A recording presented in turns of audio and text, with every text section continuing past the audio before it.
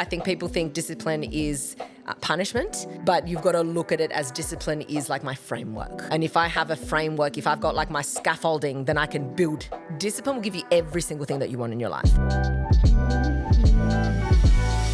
Welcome back to another episode of Selfdom, Beautiful Humans, a safe place to learn and get inspired to live your healthiest and most fulfilling life. I am Dom, your host, and I feel so grateful to be living my passion by getting to interview inspiring and knowledgeable guests. This is probably the most excited I've ever been for a guest. If I could have this woman in my ear 24/7 pep talking me, I would. You have been on my dream list forever. I have Alexis Fernandez sitting next to me in my home, and it's a pinch me moment. So thank you so much for being here. I'm so happy to be here. It's been a great chat. Yes. Well, your podcast, Do You Fucking Mind, has helped me through some of my hardest times. Really? Like truly COVID, breakups, and just understanding the brain better and using that to just understand why I feel a certain way and let go of control. Yeah, Like that. You have really helped me and so many of my friends. So thank you for always creating really meaningful content. I love that. Thank you so much. Of course. So nice. And obviously read your books and you've come out with your journals. There's just so many things with you. So yeah, I'm so excited to dive into this chat. I can't wait. And I love all the questions you sent through. I'm like, this would be a good conversation. Yes, well, yeah. I know some guests never want to see the questions, but I always just like to send them so that I can know if anything's off limit. But I feel like when you have your own podcast, you're an open book. 100%. You have to be. 100%. Like, that's how you're getting the views. It is, yeah. It is. And especially like with those topics, like there's so much that we can dive into. Like you could probably create a whole episode on each of those questions. Oh, I would absolutely love to. Yeah. So if anyone's not sure who you are, which they probably do, but Alexis, who are you? What's your mission statement? So I am first and foremost a podcaster. That's like my main thing. And a writer. I've written 3 books, but It's my main insane. thing. Yeah, it doesn't, it's crazy. Like writing one book is just... I know. Does it get easier? No, it doesn't. It's almost, the first one was the easiest because you had no expectations. You kind of thought, and the way it came about, the first book, was that I pretty much got approached by the publisher. So I didn't even have this thing of, I want to write a book and I'm going to go hunt down a pub. It kind of was too easy almost. And I just went in blindly, which is quite a good thing. So then for the second one, you're like, okay, I need to live up to these expectations. And I had a shorter timeline to write it. So it kind of just got harder and harder. But I actually just enjoy the process anyway. Like it's pretty cool. But the podcast is like my main thing. Podcast is called Do You Fucking Mind? And it is kind of where I'm very, very uncensored, but also very conversational, even though most of it is just myself talking. Unlike the book where you're really kind of not limited with what you're saying, but you've got to really whittle it down to the main points and the way it's very different. Whereas the podcast is like a free kind of like you just let your mind go loose and you just really get to talk about what's on your mind and, and all the topics like science I'm obsessed with. So yeah. And my mission statement is to help people improve their relationship with themselves. Yeah. So that's like my main thing because I think that everything in life, your mental health, your physical health, every relationship in your life, your career, it comes down to your relationship with yourself. Yeah, it's so important and it's so amazing that we have podcasts available at our fingertips with so many thought leaders. I always think about it as hard as it would be to be a teenager now, I think with social media and things, if you can put that person on the right path, wow, there's so much good content that you could absorb and you're a sponge at that age. I mean, you would understand the brain at that age. If you're listening to the right things, it can really help put you on the right path. Especially as a teenager because there's me going on a tangent, there's 2 times in your life where you go through this like crazy like burst of new connections in your brain. One is, of course, as a toddler and a baby, like it's those first formative like 4 years where your brain's going crazy. Then it goes through like a pruning phase where your brain like prunes connections that aren't being used. And then as a teenager, again, you have another like spurt. That's why it's quite difficult to transition into teenagehood. It's not because people are bratty or whatever. It's because there's a lot going on in your head. So yeah, if you can curate the information that's being fed to you, then it's like such an amazing time. I think it's just really hard because social media can be. Oh my God, like, it's like the two ends of it, which is pretty extreme. Yeah. Have you read The Source by Dr. Tara Swart? No. You should definitely read it. Yeah. I'm reading it at the moment, and what I love about it is it's the neuroplasticity. It kind of made me feel confident that you can strengthen those pathways as you get older. Yeah. Because I think so many people say, once you're at a certain age, that's you, nothing changes. Like those things are hardwired in your brain. But not But necessarily. you can. Yeah. Like if you're going to listen to the right podcasts and thought leaders like yourself, you can actually better yourself every day if you want to. You don't The need to only be stuck. time that I would say that people aren't ever going to change is if there's no intention behind it. If you're intentional with your change, then you can. There's very few areas of the brain that you can't change without intention behind it. You've got like with neuroplasticity, you've got just straight up neuroplasticity, which is good and bad. It's just changes in the brain. So it could be if you just sit down and do nothing all day long, you are getting neuroplastic changes for the worse. But then there's self-directed neuroplasticity, which is where you are directing your thoughts or your behaviors to try and change something in your brain. Like, for example, rewording beliefs until it becomes a thought and becomes a... like if you've got negative self-talk and you can like learn new patterns of how you talk to yourself or any behavior that you do, but where it's self-directed, then that's the kind of neuroplasticity that really you can change your brain at any age. I guess what you're saying would confirm the power of affirmation. Yes. In a way. Yes. Because when you first start saying them, you might not really believe in them, but as you continue through repetition. Well, that's the thing. So affirmations, a statement on its own is really nothing. The point of the affirmation is a feeling.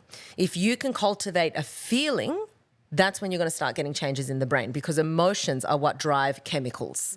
So, they kind of drive each other both ways, as we all know. Like if you start off with an anxious morning, like something's happened or someone said something to you or someone's just dumped you and you're not feeling good about yourself, the likelihood of you being triggered into more anxious moments that day is really, really high. The same goes for the opposite. If you have like a great day, then everyone's smiling at you. Everything's amazing. Yeah. Like, oh, you're just, you're like, I don't want to even be at home. I need to be out. I need to absorb this energy. It's because, at the end of the day, it all is based on a feeling. If we feel good, the chemicals that are being released are going to be good feeling chemicals. And then that's going to give more of the same feeling, more of the same chemicals, like attracts like. And so when you do an affirmation, it's all well and good to like make a statement, but you've got to think, okay, what can I do? And I always say this with affirmations. If you have a statement that just does not feel realistic to you and it feels like, oh, I'm an idiot for saying that, it just doesn't feel right. How can you neutralize that statement enough that it can start to feel realistic? And the moment it starts to feel realistic, it starts to be a feeling. And then you can start to elevate that affirmation till it is this thing that at first you could never believe, but now you can. So breaking it down into something like maybe smaller or more achievable. Totally. Like if you're someone, everyone starts at a different level. So if you're someone that is saying, I'm a failure, I fail at everything. Like you're really like hard that's on your yourself. inner critic. That's your inner critic. You never put yourself out there. You don't even try to apply for a new job. You could never study a course because I fail at everything. That's your language. If you then were to say an affirmation saying I'm a success, I win at everything, it just will not feel right. So what you could say is, instead of this universal language, you can say, I have succeeded at things and here's an example. So you start giving examples and then you start thinking, okay, well, I'm not a failure. I failed this, and then you can start thinking, I could succeed if I did this, if I gave myself a chance, I could. And then that's kinder language, and then before you know it, you're able to say these statements and they actually feel believable. Yeah, I love it. I think people think affirmations are so woo-woo. Not at all. Because you're saying, like, again, you might not believe that you're deserving of love. Exactly. And then you're saying, I am loved. And it's just so far gone. And I guess it's the same with any of these things, like goal setting. Like everyone's trying to do these big things, but it's so unrealistic. Yes. It's unachievable. And I think it's incredible advice to just start small. Yes. And just grow your way. And then you only see how far you've gone when you look back. And then you'll see, oh, okay, all these little actions. I think that's why your little journal's so good, because it's actually planned out for you daily to do these things. And then it's linked with your daily tasks as well. And it gives you that productivity. So I've been using it. And I love that. Yeah, I really love it. I felt spoiled. I got 3 of them. So let's talk about your podcast journey. Yes. Who was Alexis before the podcast? So so I started the podcast at 30, and before that, my 20s was just like a wild ride into the unknown. Like it was kind of throw shit at the wall and see what sticks. It felt at the time, it felt like there was no rhyme or reason to what I was doing. It was very disjointed, but now I look back and it was actually quite perfect. Because there were so many things that I tried, so many things that I started and then either failed at or just gave up at. But ultimately, before the podcast, way earlier before the podcast, I wanted to do acting. I really wanted to do acting. Yeah, so like out of high school. You speak incredible. I loved, and I love performing. Like, get me on a stage immediately. So I was like, I just loved the whole performing arts. And my cousin and I were doing it together. She then continued to do acting for a lot longer than I did.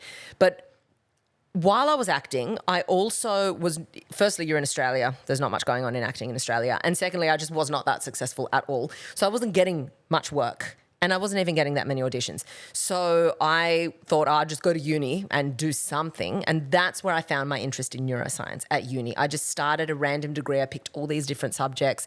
I just had no idea, but my friends were at uni and I thought, this will be so fun. There wasn't even the push to do. That's where I discovered neuroscience and where I, when people say I had a light bulb moment where something just came to me, that was a time where, but again, I was putting myself out there. I was trying different things. And I had this moment where it was in this lecture, we had this guest lecturer talking about neuroanatomy, and I was like, that is the coolest thing I think I've ever listened to. This blew my mind. So then I changed my major and I went into cognitive neuroscience. But even then, I still really wanted to do acting. So I just was weirdly doing a full science degree as a hobby. I did that, finished the degree, and I knew that you can't do anything with an undergrad unless you wanted to research in a lab, which was too time consuming for me at the time. So I went into personal training and Pilates instructing. So then again, oh God, she's done it all. Jeez, the resume on her. So I was like, well, what's a flexible job that will work with like acting auditions and whatever? And I was living in Brisbane at the time. Then I had a big breakup, and so that was my opportunity to move to Sydney. Like 10 years ago now, I was 25 when I moved to Sydney, and I just was extremely lost again. But one thing that was really going for me was the fitness industry. So I was like really killing it in my... I remember you as a Pilates instructor. I remember seeing your... Did you work at Vive? Yes. Yeah, I remember like you were the trainer there. It was great. Yeah, well, so and I didn't even went. I just saw like through Instagram that you were the trainer there. You'd post yourself on the reformer bed. Right, it was... And that's the thing. So when Vive opened, and it's now this like, they've opened up multiple studios and it's a really cool concept. But when they opened, the owner used to go to where I taught Pilates, and he got myself and two other girls, and he's like, you guys are not only going to be the trainers that create this thing, but I want you to create the workout, create the manual for how we train trainers. Like we created the entire... Though. Yeah, so there was a lot of our work that wasn't even just teaching classes. So I thought that my kind of future would be in maybe owning a Vive or owning my own reformer studio. That's kind of where I saw myself going. Because mid-20s, I also gave up acting because I thought this is just absolutely not it for me.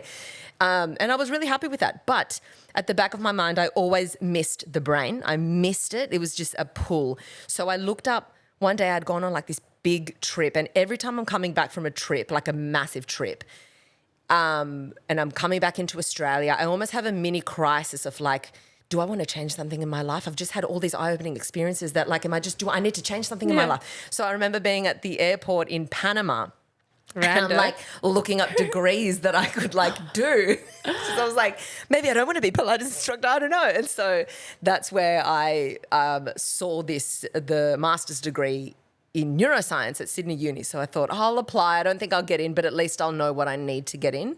So I applied and I got accepted. And I deferred because I was like, oh, fuck, I'm not ready for this.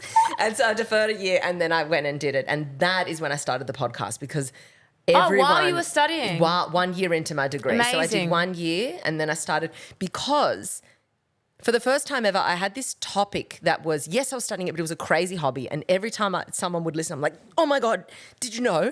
And I tell them this crazy fact about the brain, and people are like, your eyes light up when you talk about the brain. So I thought, well, why don't I do maybe like a YouTube channel or a podcast, something where I can, share this knowledge. It'll help me, because I learnt at uni that obviously teaching helps you consolidate information. So I thought, this is perfect. This is going to help me learn. And I just did it genuinely as a passion project. And this is when 5 years ago, there weren't that many people that were doing a podcast to the extent that you're generating income, at least not within my circles or in Australia. Yeah. So I didn't look at it as I'm going to have a business plan and I'm going to make money off this thing. It was genuinely just a passion project of this is my outlet and I can talk about my obsession with the brain. And it took off. And within 6 months or 7 months-ish of launching the podcast, I was able to generate a good enough income. And then I cut back on my Pilates. And then a few months later, I just ended up quitting Vive. And I loved Vive. But I thought, where's my future going to be at? Where's my energy? Where do I need to direct it? And I knew it was there. So good and so inspiring because so many people don't know their path, what they're doing. And it's like at 30. You just did it. And you just did something you love. Right. And 1 month prior to that, if someone had asked me 1 month before launching the podcast, what do you think your career would be? I would say I'm either going to have a Pilates studio or maybe be a lecturer at a university because I'm on a stage, I'm talking about the brain, it combines everything. So I literally thought lecturing or my own Pilates studio. And I think now every person has a podcast. It's very common. But 5 years ago, I do think it wouldn't have been top of mind to do it. Like now, if you want to be a lecturer and talk about things, I can actually see the similarities in the job. Big time. Big time. It's like your live shows. It's like it's like you and a good lecturer is someone that can captivate an audience. Like these lecture theatres seat over 500 people. Yeah, I went to uni. I saw it. Yeah. And I always thought that is a hard job, getting it up in front of people all day. And trying to keep them intrigued in something that you're trying to teach them. So I thought I could do that. I'd love to do that. Even to this day, I'm like, Maybe I'll be a professor one day. Yeah. But this is my version of being a professor. So on the epic. podcast. And the one thing that really gives me hope is that I recently read that Huberman has the third most popular podcast in the world. Yes. And you saw your podcast taking off, something about neuroscience and the brain. And it makes me so excited that people want to listen to this stuff. They want to absorb it. It warms my heart to hear people like you doing so well in this space. Because I know. There is so many podcasts of people talking shit, which is so fun and it also has its place, but it does make me happy to know that when I see girls, drinking their matcha and listening to a podcast, they could be listening to some stuff that's going to help them be a boss bitch and just get that self-love and look after themselves. So I'll go for walks down rush cutters and stuff and so many people will be like, I'm listening to you right now. Oh my God, and they're on their solo walks just listening.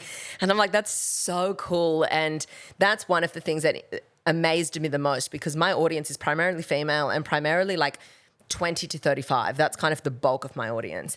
And so much of the feedback is I never thought I'd like science. People have, said I've started a science degree because of the podcast. I've started studying, I changed, I had a career change because I realized this is a topic. I think a lot of people think that science is not accessible. It's either dumbed down so much or it's way too kind of a little bit elitist in the sense, and not because I think scientists are trying to be elitist, but they get so used to speaking in those circles that they don't know how to speak about science in layman's terms. So I think anyone would find this interesting. It's so interesting, but you need to talk about it in layman's terms. Someone who's not gone to uni, but who still has the capacity to understand a complicated subject, which is most of us. So I think when you are delivered science in that way, I think you'll find that 90% of the population is interested in science. Yeah. But they just think, I never did science in high school. I don't do lab work. I don't whatever. But it's fascinating. Everything comes down to science, especially when it comes to our bodies and our brains, it's insane. And I think that understanding science, especially neuroscience, empowers people.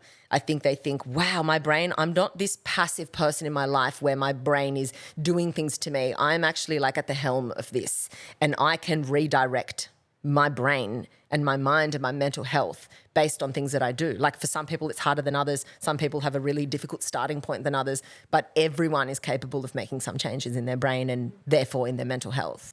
Yeah, what came up when you were talking was at school, I hated science. Same. I was in the bottom of the science group. I'm that girl saying to you, I never thought that I would be interested. But I also think there is this question of the schooling program and how it is run, because I also thought I was terrible at English and now I'm doing a podcast and interviewing and talking. So you can't really use that to then dictate your entire life and what you end up doing. I think you need to dive into it in your 20s. When you're a teenager, your priorities are elsewhere. It's really hard to know. And think about the growth that you make from when you're a teenager to even just like, 10, 12 years later to 30. I'm a completely, the essence of me is there, but I've evolved 1,000 times over. So to think I want to know what I'm doing for my career as a teenager, I'm not even an adult yet or just barely. It's insane. Insane. People that can stick out a career their entire lives, I find like either you hate it or that's quite rare. Probably do hate it. Right? Like how can you have, and good on people that genuinely love it. That's awesome. But it's so rare. That's why it's also so rare to find someone at such a young age and stay with them for your whole life. Oh, yeah. Because of the amount of evolutions that each individual goes through. It's possible, but it is so rare because how do you meet someone that's going to meet you at every stage? That's why I think it's so much easier. And when people meet someone in their 30s, they're engaged in a year, they're married, it's because they're like, I know myself now. Finally, I know. Yes. I know what I'm about. I know what I want. I know what I don't want. I don't have this. If I married anyone I dated in my 20s. Oh, my God. Disaster. Divorced. I'd be divorced. I'd be a divorcee like 3 times over for sure. It's. I always say to my single friends, now you're older, when you do meet the right person, like it just falls into place. So much faster. Much faster. Yeah. How old were you when you met I was Tyra? 31. That's a good age. Yeah. Great age. And You knew we were yourself, engaged. you had your shit together. Yeah, and it was just very instant. There were no games at all with Tyrone. He was he was the driver of the whole thing, but he was very much like, I'm interested. When can I see you again? Not needy, but just like very But forward. if they wanted to, they would. Yeah, he's very much the perfect example of if he wanted to, he would. Like he was just effort, just laid it out, very just wears his heart on his sleeve kind of person. How did you see, like, had your past guys you've been with treated you like that, or was it kind of a shock? Well, at the beginning, I was like, is he love bombing me? Because it was so good. It was so and good. you knew the neuroscience behind it. And I was like really wary. But the only way to know if someone's not love bombing you is time. A real love bomber cannot sustain it long enough. So I was like, but it was just so consistent. He was so consistent. He's just like a huge heart. He's so like generous, and he's the host. He loves hosting people, and it's just he's this acts of service man. Beautiful. So I was like, this guy's just too good to be true. But he's never changed. He's just always been like that. And we just knew very quickly. Like he proposed like after a year and a bit, straight away. And normally I would say I would never get engaged that soon. But I think already being 31, having had great and terrible relationships in my 20s gave me a really good foundation of like what kind of relationship I genuinely want. And I loved being single. So my minimum standard was so good that I was very picky. I was single for 3 years before Tyrone. I didn't even want to date. I'm like, I'm actually really good. Like I just loved being alone. And so I thought if someone's going to come into my life that I'll date, they must really be contributing to my life. It's not just because I'm like, oh, there's a timeline that I have to adhere to. I was like ready to be single for the rest of my life. What do you think you need in your life to be at that place of happiness at single? Because I do feel when I go out with my girlfriends, the ones who are single, it's just the whole conversation. It's so absorbing. Yeah. And I've been there where you just want to be loved. And even I went to a breathwork session on Sunday, and, we're all crying and sharing, and it's womanhood. And, a majority of the girls were saying, I just want to be loved. It's such a thing. And even like in your 30s, it's such a thing. How did you get to that place of being okay with it? I think number one, there's nothing wrong with wanting. I think people think, well, I've got to not desire a partner. When being partnered up and having a partner, that's like it's a natural desire to have. But there's a difference between wanting a partner versus saying there's a missing piece. And until that missing piece is in my life, I don't feel complete. And that's where a lot of people fall. They like fall into that category of not only do I not have a partner, but I can't really proceed. I can't be fully happy until that partner is in my life. And then you're always going to feel like you're missing out, or there's something missing in your life, or that there's something missing in you. And then you do feel like you're missing love because of that. So you can be as complete and as happy as you've ever been and think it'd be really nice to have a partner in my life. So I think what you want to be focusing on, for me, what happened is that I had a really unhealthy relationship, very emotionally abusive. It was not good. And so when that happened, I kind of noticed in myself, I thought, if I can't be the one that makes myself heal on my own, then I don't know if I'm ever going to be able to be the cause of my own happiness. Because if I try and leap into another relationship, they're going to be the cause of my happiness. And then if they let me down, they're the cause of my lack of happiness. And I can't be putting my happiness in the hands of other people all the time. Like, that's just such a lottery. So I thought, I'm not going to date until I'm good. But I didn't realize that alone would actually turn me into this person that then had no desire to date, because I was like, I'm so good now. Yeah, you're too good. Yeah. And of course, you want to find that love in other relationships, because feeling loved, you can be the most loved person in the world and be single and feel the most loved person in the world. So much, I mean, Tyrone's very loving, but so much of why I feel loved is because of my family and my friends. You know, like the circle that you build around you, that's the love that you get. And you don't have to have that romantic partner to feel that way. You can still desire it, but you can still feel extremely loved and then want a partner.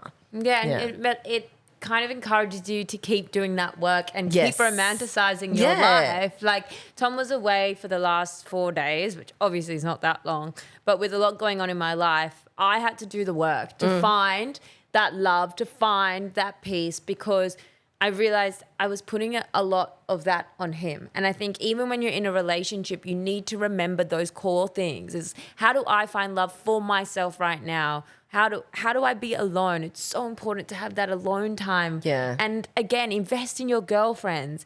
Invest in your self-development, and also your friends and your family. 100%. And also, like, when you become truly self-sufficient and independent, then, like, it's almost like when you're in a romantic relationship and it's really a healthy relationship, it's nice to be able to let someone do things for you that you could do for yourself, but you are letting your wall down and you're saying, I'm letting you do this for me and I want you to let me do things for you. And that's how you can really trust and rely. But you never want to be in a relationship where you're thinking, I can never leave because this person provides this for me and I can't do that for myself. So I think another big part of that is, how can I be self-sufficient? How can I be self-sufficient not to have my walls up, but to have a standard? So that way when relationships come about, and this is not just for women, this is for men as well. When relationships come about, does this meet my standard? And it's not that they're a bad person, but it's saying, are we actually a match? Are they actually going to better my life? Am I going to better their life? And then you're able to have these questions, because if you're thinking, I'm never going to be happy until there's a partner, I'm never. Then when someone comes around, you think, all right, do I just settle? Do I do? And then it's this frantic, do I settle? Crazy expectations on this person that you're now dating. And that's when it just doesn't, it's no longer enjoyable. Especially as women in our getting, like, I'm nearly 30, you're in your 30s. You know, we do have those pressures, especially if you want a family. Yeah. So that's another thing on top. And it is difficult. Right. It's really like difficult. You adhering to this timeline, especially women. Okay, there's so many women that have stuck to the timeline who are not happy. So it's like, we think that the timeline is the be-all, end-all. How many people do you know that are married with the children but do nothing for themselves, do not live for themselves? They're basically a martyr just getting around. You know, it's like, you're not even happy. I know people who, okay, they didn't get the kids and they wanted the kids, but they're living for themselves and they're really, really happy. You know, sometimes the timeline is what's cock-blocking you. You know? Literally. Yeah. It actually is. And also, I think the energy you give off when you're so strict on your timeline is not attractive. Desperate. Yeah. It's desperate energy. It's desperate. I agree. And it's not these are hard truths. Yeah, and it's not to put the blame on the individual. This is what we've been made to think. We've been made to think that, there's studies coming out now that's saying this idea of infertility after 35, how accurate actually is it? But this fear around women and fertility and the timeline, it's crazy. I mean, you see women struggling at all ages now. At all ages. You know? Especially, like, I've come off the birth control. I talk a lot about the impact of that and what that has played havoc on hormones of all ages. Of all of us. ages. Like, how many people do you see with infertility problems in their 20s as well? Yeah. It's like, but there's this fear of, like, once you hit 35, that's it, you're a geriatric. Like that, it's game over. That word is even just giving grandma a geriatric like it's, pregnancy. But don't you think it sounds terrible? Terrible. Yeah. Terrible. Okay, Terrible. we weren't really going to talk about relationships that much, but I do want to cover one more thing while we're on it, is the honeymoon phase. Yes. Well, what you were talking about. So do you think there should be a certain amount of time you wait before you do get engaged, or to understand what the relationship will be like in real life? Yes. You've all been on the honeymoon phase. It's great, but it does go away. I 100% think that you do need, and the timeline differs from person to person, but basically you've got to really ask yourself, have I been in enough situations with this person where I really know their character? Because when someone says, I knew straight away that I loved them, that's biased. You now, in hindsight, can say that. How many times have we gone on a first date and thought, I love this person and it's not worked out, and then you're not announcing to the world, I knew straight away that I love them? It's bias. So true. It's this positivity Babe, bias. I literally am that girlfriend. All my friends laugh at me because I would go on a date with a guy and I would literally just be like, I've met the one, I'm It's the obsessed one. with them. Like Yeah. and my friends would be like, why do you always feel like that? Like, how do you always feel like that? And now I look back and I'm thinking, what was I trying to fill in my life? Yeah. Like, what void? Because why was I always obsessed? And it's this, firstly, there's obviously the excitement of the first date. Then there's the image that you create of that person in your head that you fall in love with. We fill in the gaps. This is where limerence comes in. We actually fall in love with the idea of someone and not actually that person. And then we become obsessed. And so that first few weeks, and for some couples months, is very much lust, excitement, adrenaline. It's a combination of everything while you're getting to know them as well. So how much of that is love? You can't love someone, unless you know their character. How do they treat people when they're down? How do they show respect to other people around them outside of you? How do they carry themselves day to day when you're not in the picture? That's character. How do they behave when something goes wrong? How do they behave when you make a mistake that negatively impacts their life? How do they react? How much grace do they give people around them? That's character. That's all character. You don't know that in a 2-week time frame. No. It's impossible. And everyone's showing up as their best in that 2-week time Yeah, frame. Like you are being your best. Exactly. And then you look at things like MAFS or Love Island or whatever, take away all the other stuff around it. But let's say it was legit. Let's say there was no producer tweaking, whatever. Even then, you need time. You can't love them. No. Because you're in a bubble. I need to see you interact with your family. I need to see you interact with your friends. This happens with international relationships as well. Like you meet someone overseas, you see them in their element. They're with their friends. They're just like, they are thriving. And you're on like, holidays too.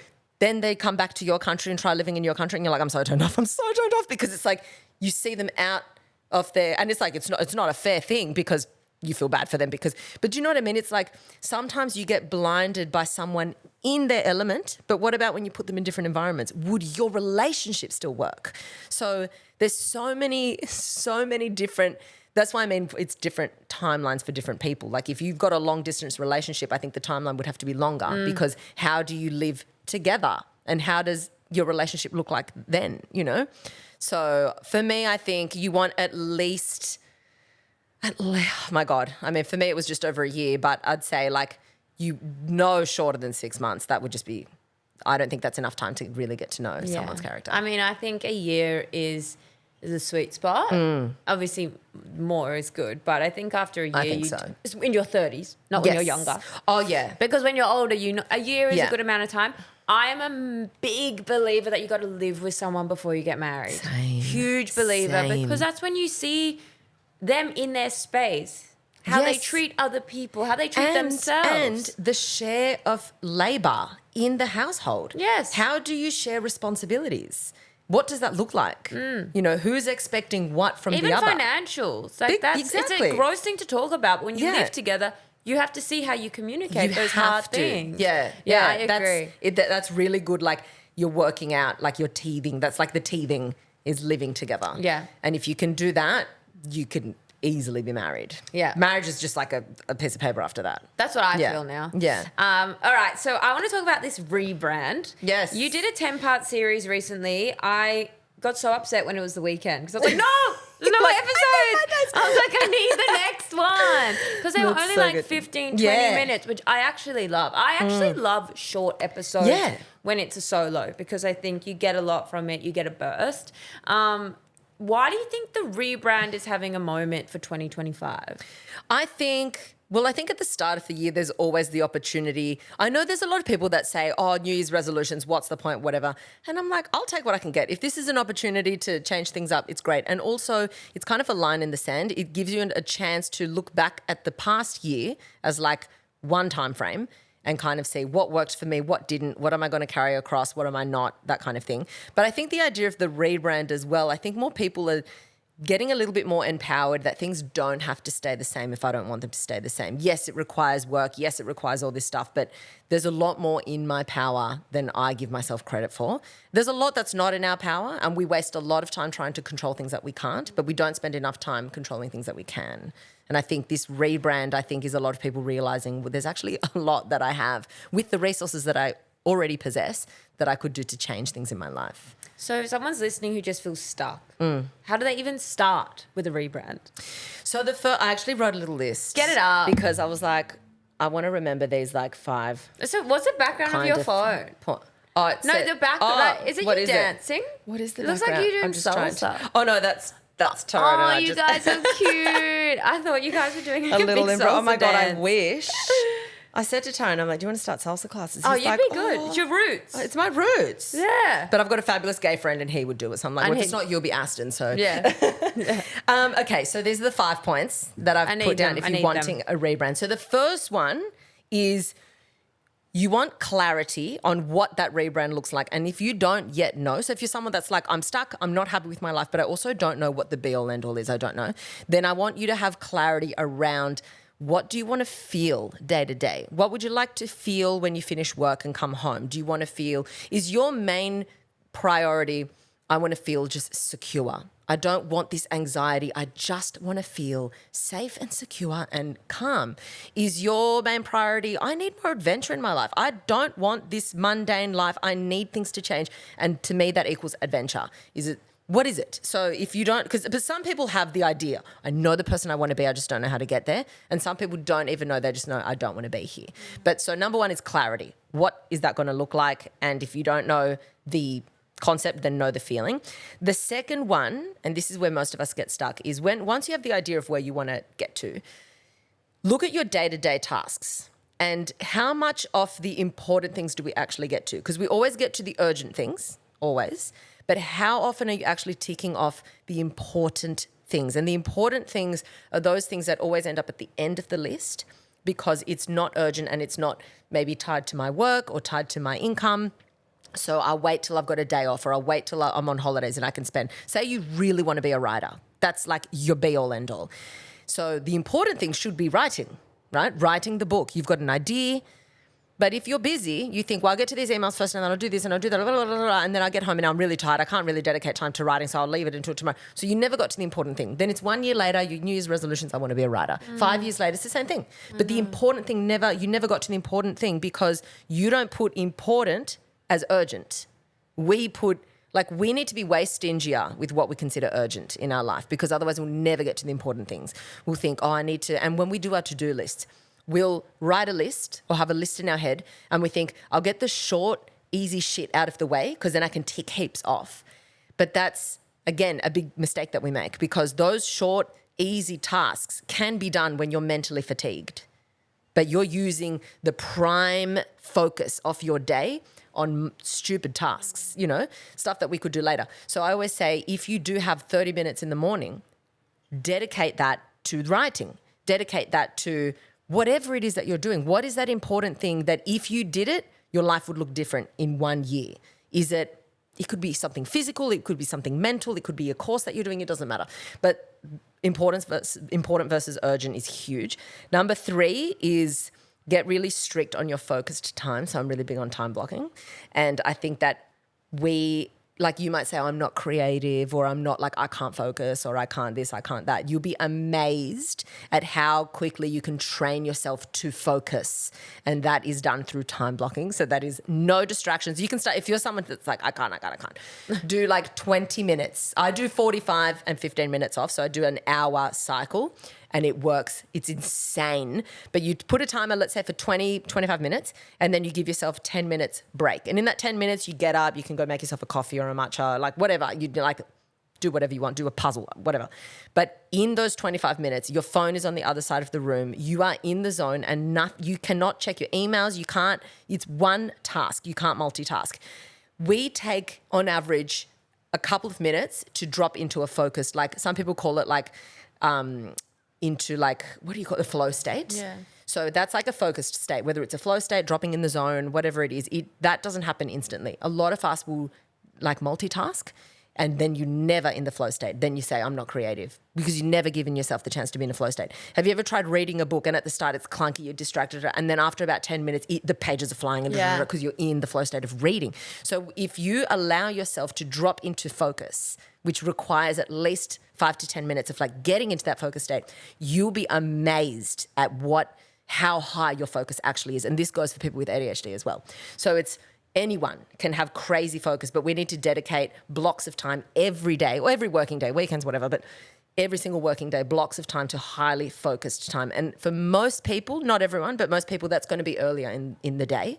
Or it could be people that go to work but then have a few hours of like lull, and then they get a second wave at night. But that is the times that you really want to take advantage of your high focus. Don't use high focus to make stupid decisions, because we've got like a decision-making quota where at the start of the day it's really easy to make decisions, and then it gets harder and harder to make very easy decisions. That's why like Steve Jobs always wore the same outfit, because he's like, I don't need to waste time making a decision on that when I'm about to go into the office and make big decisions. So it's things like that. Then discipline, you've got to reframe how you look at discipline. That's number 4. So it's like, I think people think discipline is punishment, but you've got to look at it as discipline is like my framework. And if I have a framework, if I've got like my scaffolding, then I can build however high I want to build. But if I don't have that, if I don't have those foundations, then I'm kind of like, I'm really not going anywhere. I'm not ever getting off that first level. So I think when you look at discipline, you've got to say, what does discipline look like? Because discipline will give you every single thing that you want in your life. And it looks different for every single person. Because some people, it's very easy to be disciplined on certain things in their life. And for other things, some people are really disciplined with food, but terrible with focus. Some people it's the other way around. So you've got to understand, where are my weak points and how can I create discipline around that? I've got 1,000 episodes on discipline, so go check that out. I know, I was listening to one this morning. Oh, good. Yeah, I love it. And then the last one is decisiveness. That's where a lot of people, I've got everything. I know I'm going to do this. I've got to do that. But now I've got to decide, when am I going to make the call? When am I going to actually do this? People say, people in unhealthy relationships, they'll be like, I can't do this for much longer. One day I'm going to crack. One day I'll snap, and then I'm going to leave this person. And it's like, but you can do this. And you can probably do this for the rest of your life. Miserable. People think, one day I'm going to reach my limit. You won't. You, unfortunately, are resilient for the bad things as much as you are for like everything else. So people are waiting for this one moment where you have to make the decision to leave. You have to choose a better life. Same as like, but I've got a safe job, but I'm just not happy. And I look at other people who are living whatever, or I want to travel and I want to do it. You're not going to have most people will not have a light bulb moment. It's the decision. And once you've made the decision, it's about making that decision the right decision. You just got to lean in. You can't always have, the grass is greener on the other side, because you're never going to be happy. The grass can always be greener on the other side. You can talk yourself in or out of any decision in your life. So it's almost like, once I've made that decision, now I've got to commit to this decision and see how far I can take it. I just need you in my head at all times. Like, what the hell? You're so good. But what I was thinking is, all these things are incredible, but social media makes it so difficult. Like, I know when I go to a cafe and I try to do the focus blocks, if my phone is even on Do Not Disturb but behind my laptop, it needs to be in a different room. Yes. It literally needs to be in a different room. And I think because social media just gives us this dopamine hit so much, it's making us pretty lazy to put in the work. To make decisions. Like, we can see what everyone else is doing. It's really difficult. So the only way for me, as someone who does think they're pretty disciplined and someone who's pretty productive, I literally need to put my phone away. You have to. Tom and I bought a phone vault. Oh, they're great. They're great. I don't have one, but it's such a good idea. And you lock it. Tom does it for 48 hours sometimes. Really? And then he'll email me if he needs something. That's so good. But so the way... I hate the phone sometimes. Dopamine is... This is why it's so difficult, because yes, there's the actual content itself on social media that makes us, I'm thinking this, I'm comparing and whatever. But just if you strip it back, the reason why we feel so unmotivated when we look at our phones and then we've got to be like, now I've got to do this task, is because when you're getting hits of dopamine, among many things, it's got many functions in the brain and it's whatever, but one of the main functions of dopamine is it's your willingness to do something. We often get more of a surge of dopamine just before the event than we do when we're doing it. So it is the willingness. It is what makes us go and eat that thing. It's what makes us go and have sex. It's what makes us, it's for, it's a survival chemical. It pushes us to do something. So when we have a hit of dopamine, we get that hit and then we get a drop and then it drops below our baseline levels and then it's going to creep back up to the baseline level. If you do earned dopamine where it requires effort, exercise, meditation, reading, interaction with other people, that won't dip below the baseline because it's more of a gradual spike. It still feels great, but then as it drops, it tapers back. If you do addictive behaviors where there's like a spike because I got instant gratification without effort, then you get the higher spike, but then the dip. So that's gambling, that's the phone, that's anything that is an addictive behavior, smoking, vaping, all of that. So we're going to get bang, dopamine hit, bang, it drops below baseline. And so then you want it again. You want it again. But because dopamine is your willingness to do something and you've just had the hit, but then you've dropped below baseline, now you're not willing to do anything. No. So I always say to people, do not get on social media in the first hour of the day. Don't do it. Like if there's one thing you're going to change in your life, it's no social media I can make a call, I can text, but I'm not going to get on social media. If I'm leaning into addictive behaviors, the first thing I wake up, that's setting the tone for the rest of my day. And that's not that hard to do. If you're someone that scrolls in bed, you think, oh my God, I could never change that. I could never change it. Trust me, you do it for a week, you won't know yourself. And you can still use social media for the rest of the day, but I can guarantee you when you do that 1 hour off, the times that you do use social media at the rest of the day, you're already more primed to be in control. Yeah, it's pretty wild because I've really held true to that before bed and in the morning. And yesterday I had an early shoot. So I got up at 5 a.m. and I just didn't meditate. I journaled, but I didn't meditate. And I just went on my phone, went on my phone. And my whole day was out of whack. Yep. So out of whack. My mood was terrible. I am so grateful to have that awareness now. But I did it for one day and probably the last year. And I felt terrible.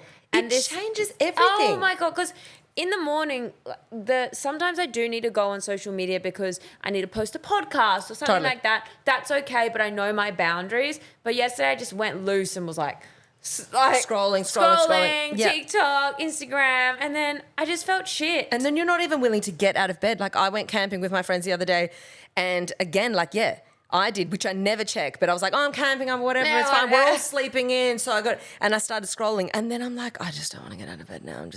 I'm like, this is crazy because you think people are like, I really struggle to get out of bed. I get on my phone the first thing and I'm like, well, it makes sense because then you've just had this crazy high. You don't even realize it's a high, but you've gone on a bit of a high. You validate, I'm getting, the hits that I need. And now I've got to get out of bed and get, changed and work out. Do normal things. Then you're like, oh my God, and you're dragging, and that's how you're starting your day, So it's like the payoff is so worth it because it's not saying don't be on your phone. It's not about crazy restraint. It's just the first hour. And then you already you're doing so much in your day that very often it'll be like, oh shit, it's 3 hours. I haven't opened my phone. I haven't opened my social media. Yeah. All the time that happens now. And you'll be a way better person, not just to yourself, but the people in your house, your family, you can go on your phone and check in with someone. We're not saying don't because everyone's like, oh, I need my phone next to me. What if it's an emergency? It's like you can still receive a call.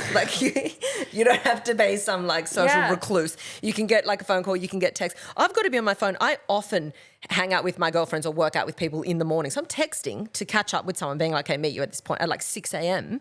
But I'm not on social media.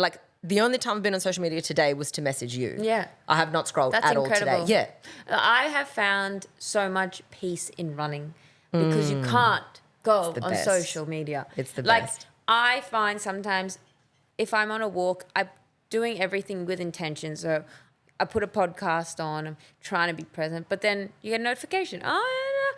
Yeah. When you run, you are just in that moment. In the zone, yeah. And I just want to fling my arms out and I'm running and I'm the like, best. woo! It's I'm so having the freeing. best time. So that's been the best thing this year is I haven't done the phone thing for a while, but then adding the running in, because I was probably doing 30 minutes before going on my phone. Yep. But now it's like an hour and a half, 2 hours, because It's so good. yeah. And then I'll document my run after, and I do always post it on social media, because for me, it's accountability for me, but it's also accountability for other Totally. people. But I do it after. And also, And it's not to great. say like social media is also a tool. It's a tool for you and the work that you do, and it's a massive tool for me. So it obviously benefits me as well. So it's like I just need to find that sweet spot. You know, you don't want to demonize it either. There's a lot that you can get from it. You know, there's a lot of like great ideas that I've gotten from social media, a lot of great connections. So you want to think, I want to use social media. I just don't want it to use me. I've just got to be more intentional with it. Yeah. Like, put on a t-shirt, that one. Right. So good. So you've been talking a lot about your morning.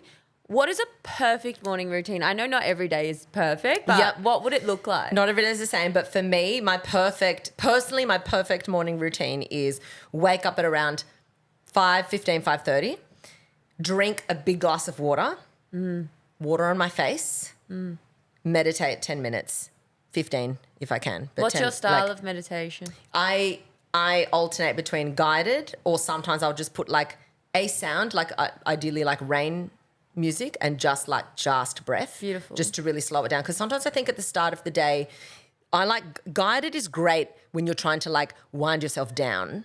But sometimes at the start of the day, if I'm already in a really like clear-minded zone, sometimes just that 10 minutes alone, just with your breath, is really, really great way to start the day.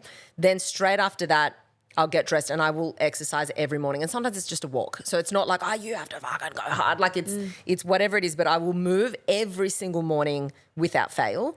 And that will be, so this morning it was the gym. I went with my cousin, but very often it's a run or a walk with my girlfriends. And then I will have a coffee after. I used to do my coffee before, because it's like I find caffeine such a good pre-workout, but I'm just trying to like push my caffeine to about an hour and a half after waking, just because you're like that. If you can do that, then it like really helps with your wake sleep cycle. Yeah, I heard that the melatonin production, because you still got it in your body and you don't want to spike it's like it just and like it. If you can wake up naturally, it just helps you fall asleep naturally. And it's fine. Like if you wake up and you're like, wow, I'm sleep deprived, I need, like caffeine's great. You know, it's just about finding that balance, and every single person takes caffeine differently. Some people feel really jittery, in which case don't have caffeine. You know what I mean? Like it's very dependent on the individual. That was me for years, but I just thought it was normal, and I thought everyone was doing it. And and it shouldn't make you feel like that's so unpleasant. But now I have like also matcha a lot, because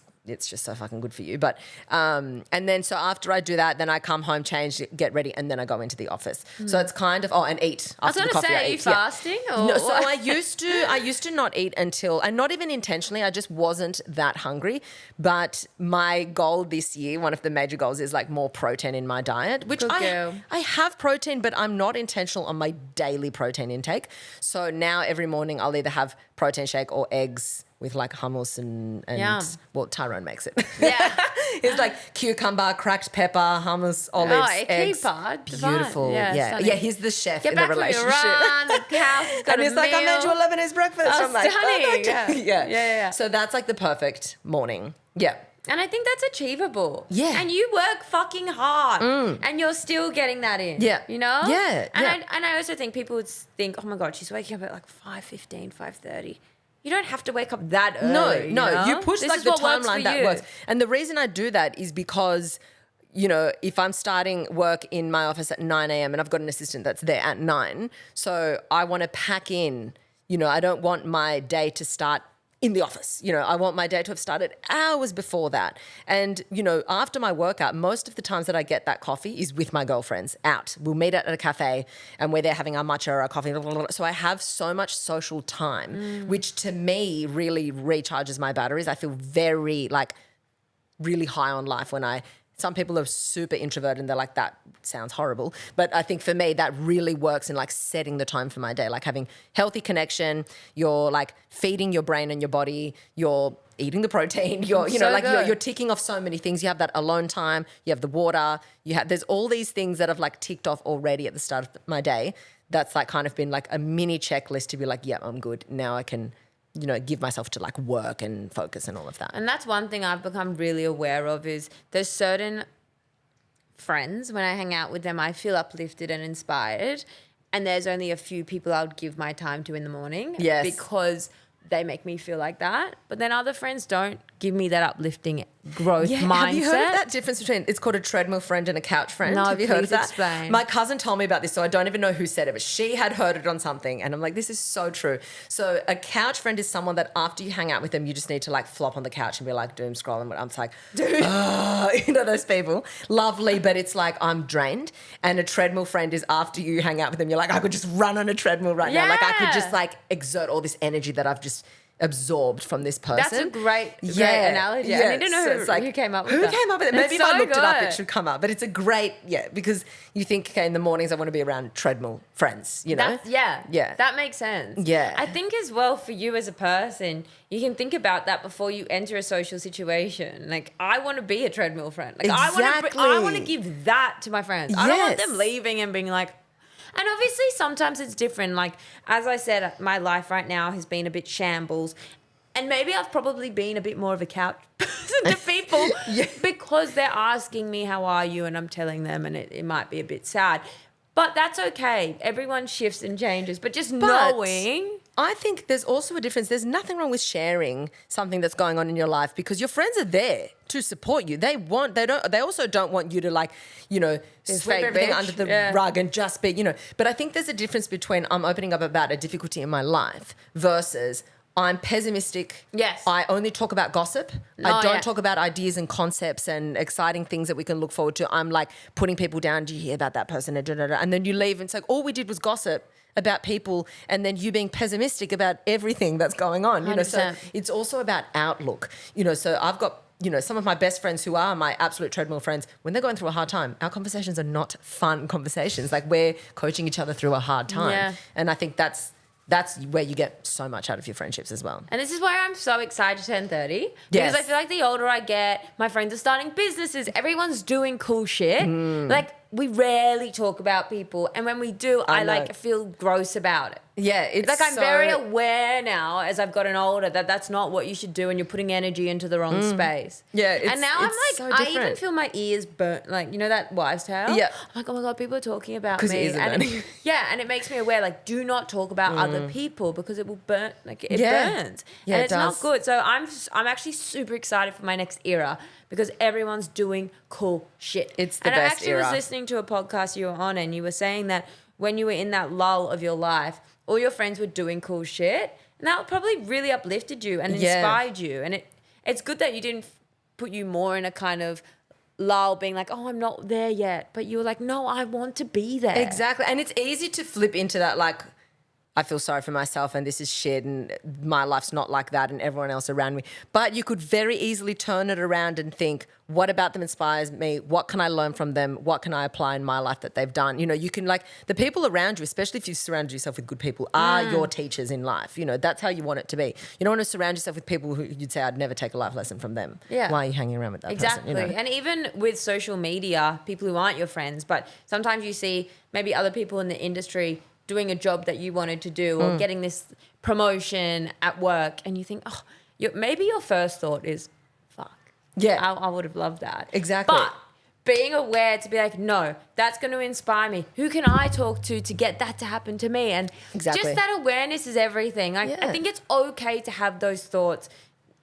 Like everyone has that inner voice sometimes saying... You have the inner voice and it's okay because it's almost a trigger into like, all right, well, what am I going to do about this 100%. feeling? Sometimes you can mistake jealousy for admiration. Sometimes you're like, oh, I'm jealous. It's like, am I? Or am I just like, God, I would love that in my life. Love that. And then you can turn how you approach that. It doesn't have to be a negative thing that you sweep under the rug and you avoid. You can say, I'll lean into this. Like, why do I feel this way? It's because I admire this so much. I would love this for me. Okay, it's not happening yet. But why has it happened for them and not me? What have they done differently? Yeah, it's such good mental clarity. And I think this leads to the last question, which is what advice would you give to your younger self? So probably the main thing that I would say to my younger self is you will feel younger the older you get. Really? I used to worry so much about my age in my early 20s. Really? Yeah, in my early 20s, I was like, oh my God. And I don't know if it's because of acting where there's that timeline, you don't want to get too old. I think that definitely contributed to feeling that way. And then I think after I had that had a big breakup and it was coming into my late 20s. And I thought, oh my God, this is before I was doing all this work on myself.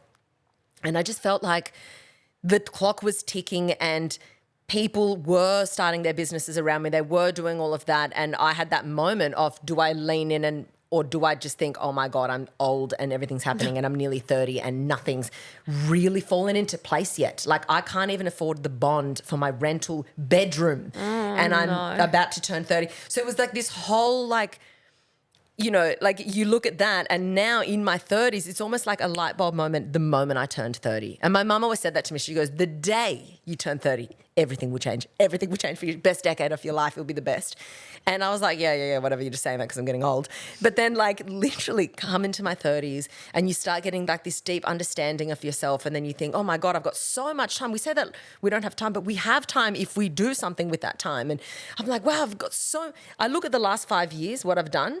It's more than the rest of my life put together. You should be so proud. It's just the best feeling because you think, you know, I can finally put all these like shambles of lessons in my 20s. I'm putting them into action now and I'm doing. So now at 35, I feel really young. I feel so much younger than I did at 24 or 23. Like so way good. Yeah.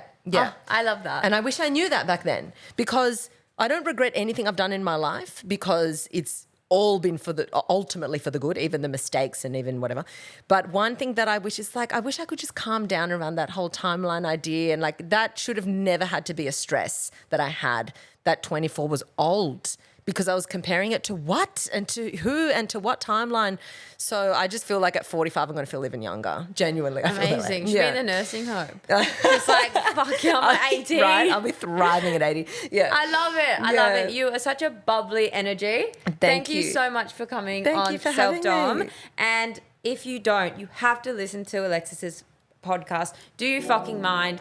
Unbelievable. If you haven't listened to the 10-part series on the rebrand, you girls will freaking love it. Thank you. Thank you so much. Thank and you. yeah. That was so